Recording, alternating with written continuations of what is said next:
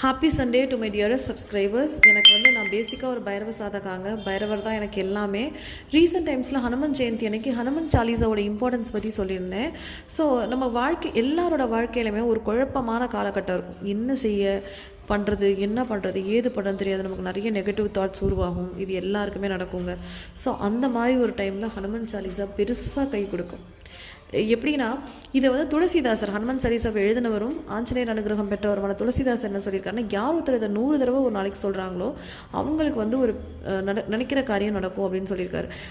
உடனே நம்ம எக்ஸ்பெக்ட் பண்ண முடியாட்டியும் கண்டிப்பாக ஒரு மைண்ட் லெவலில் ஒரு பாசிட்டிவ் ஷிஃப்ட் கண்டிப்பாக வருங்க. அது நான் என் வாழ்க்கையில் எக்ஸ்பீரியன்ஸ் பண்ணது.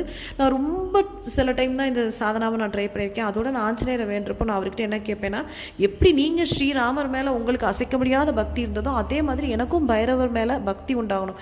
ஏன்னா ஆஞ்சநேய சுவாமி பக்திக்கு உதாரணம்.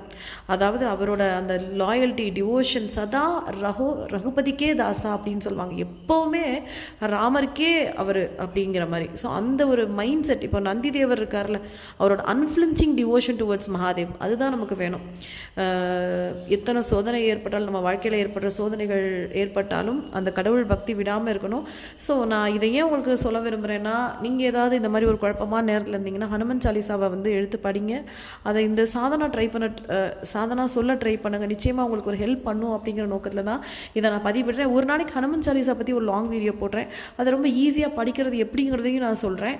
அதை கண்டிப்பாக உங்களால் முடிஞ்சவங்க அது தமிழ்லே கிடைக்கும். நமக்கு தமிழ் புக்கு கிடைக்கும், கூகுளில் போட்டால் தமிழில் கிடைக்கும். ஸோ அதை எடுத்து படிங்க. நீங்கள் உண்மையிலே ஒரு நெகட்டிவ் மைண்ட் செட்டில் இருக்கீங்க அப்படின்னா கண்டிப்பாக ஒரு சின்ன மனமாற்றத்தை கொடுக்கும். ஆஞ்சநேயரோட அனுகிரகம் துணை இருக்கும் அப்படின்னு சொல்கிறேன். ஸோ இதை நீங்களும் யூஸ் பண்ணிக்கோங்க. உங்கள் ஃப்ரெண்ட்ஸ்க்கு ஷேர் பண்ணுங்கள். Thank you so much.